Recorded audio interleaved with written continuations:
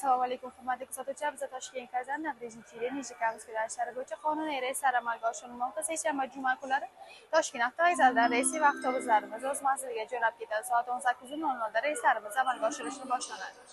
Bundan tashqari Toshkent, Moskva, Chibakisar, Nijniy Novgorod yo'nalishlari bo'yicha ham dushanba, seshanba, payshanba, juma kunlariga reyslar amalga oshirilmoqda. Moskva shahrining Kotelniki metrosigacha avtobuslarimiz, komfort avtobuslarimiz 51 ta o'rindiqdan iborat.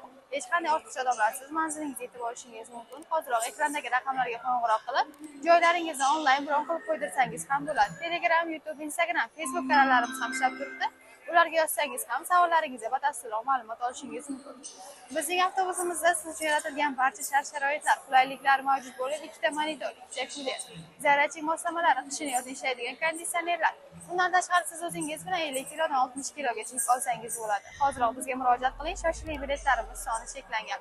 Keyingi efirlarda ko'rishguncha xayr, salomat.